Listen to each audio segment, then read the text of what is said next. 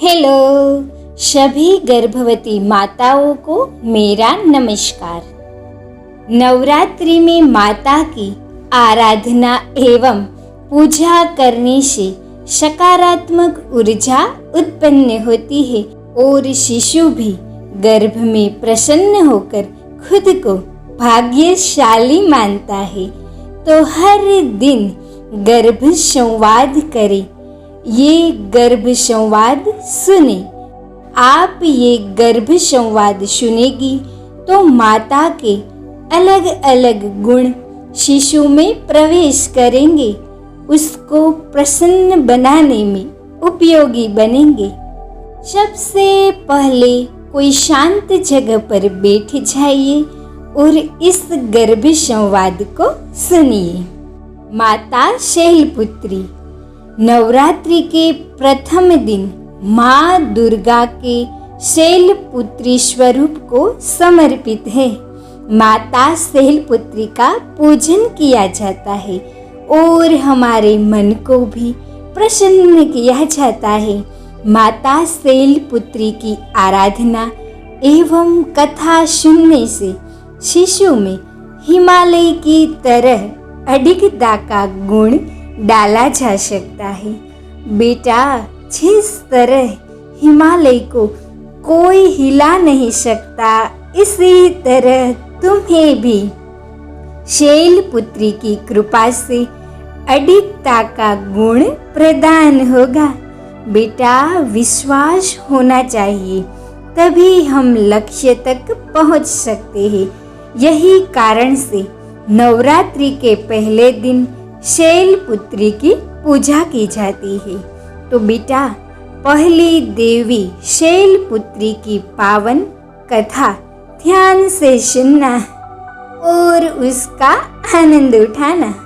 तो माता शैलपुत्री की कहानी सुनो। माँ शैलपुत्री की कहानी। माँ शैलपुत्री सती के नाम से भी जानी जाती है। इनकी कहानी इस प्रकार है। एक बार प्रजापति दक्ष ने यज्ञ करवाने का फैसला किया। इसके लिए उन्होंने सभी देवी देवताओं को निमंत्रण भेज दिया, लेकिन भगवान शिव को निमंत्रण नहीं भेजा। देवी सती भली भांति जानती थी कि उनके पास निमंत्रण आएगा, लेकिन ऐसा नहीं हुआ।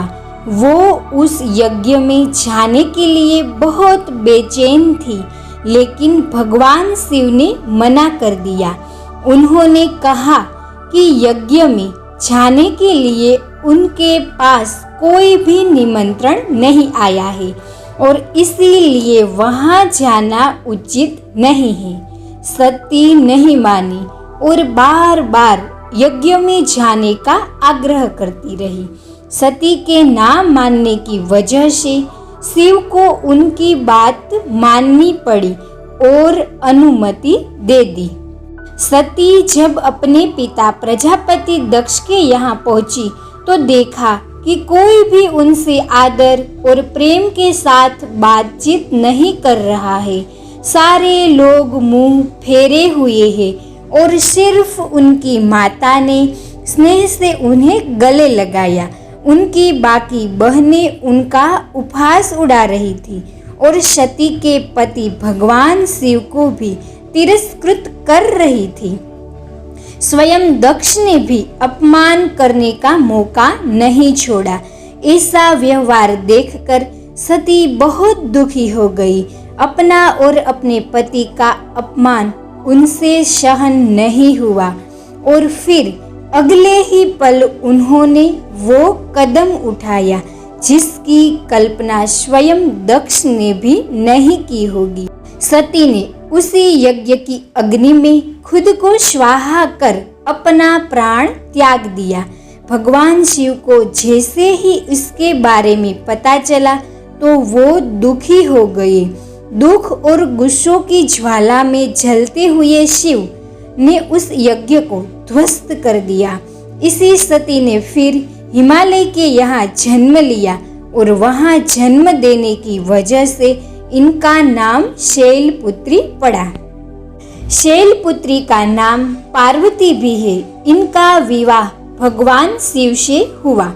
माँ शैलपुत्री का वास काशी नगरी वाराणसी में माना जाता है। वहाँ शैलपुत्री का एक बेहद प्राचीन मंदिर है, जिसके बारे में मान्यता है कि यहाँ माँ शैलपुत्री के सिर्फ दर्शन करने से ही भक्तजनों की मुरादें पूरी हो जाती है। कहा तो यह भी जाता है कि नवरात्रि के पहले दिन जो भक्त शैलपुत्री का दर्शन करते हैं, उसकी कथा सुनते हैं, उसके जीवन में सारे कष्ट दूर हो जाते हैं। माँ शैलपुत्री का वाहन वृषभ है, इसीलिए इन्हें वृषारूढ़ा भी कहा जाता है। इनके बाएं हाथ में कमल और दाएं हाथ में त्रिशूल रहता है।